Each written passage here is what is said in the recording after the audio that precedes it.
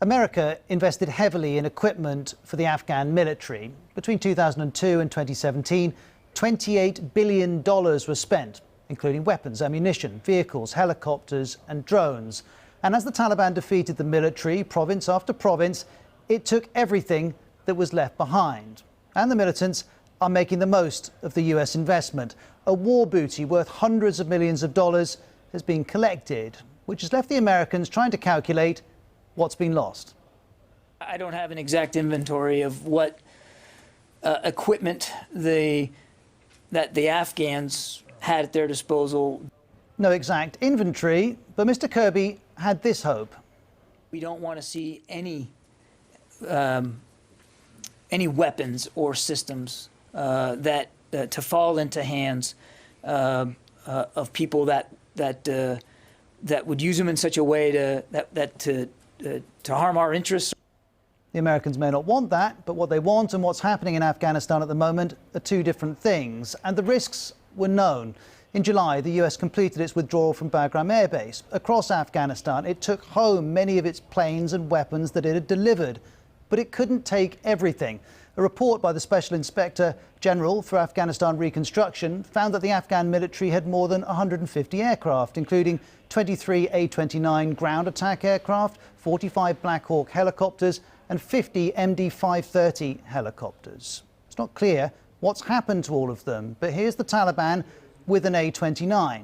This was posted on Twitter. Also posted on Twitter was this video of Taliban fighters next to a Black Hawk, to which the Biden administration said this.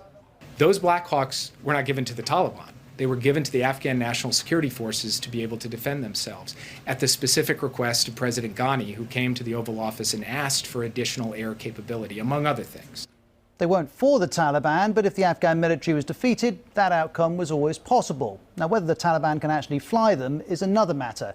This is a former Black Hawk pilot speaking to NPR. It's not something you do overnight.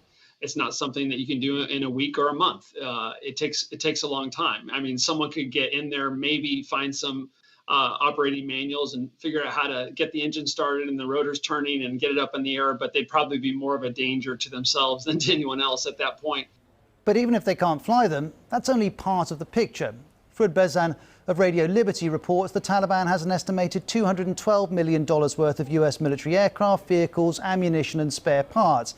He says it makes the Taliban arguably the best armed militant group in modern history. And we can be sure the Taliban knows how to use some of this equipment that it's inherited. Pictures like these have emerged of Taliban fighters looking quite different.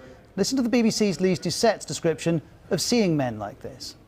Many of them wearing American-issued uniforms, carrying American-made M4 rifles, carrying those in exactly the way Americans would teach you. And so that is really jarring. It's jarring because they have the kit. It's also jarring because if some of these fighters have clearly been trained by the Americans, it's not just the kit that is switching sides. So have some Afghan soldiers as well. And there's no doubt the Taliban is relishing all of this. This promotional video appears to show some fighters decked out in US gear. And the issue's causing concern in Washington. Michael McCall's the top Republican in the House of Representatives Foreign Affairs Committee. This poses a significant threat to the US and our allies, he said. So far, there haven't been reports of that threat becoming real, and soon the US and its allies will be gone. But its equipment won't be, to the benefit of the Taliban and the detriment of those who'd question its rule.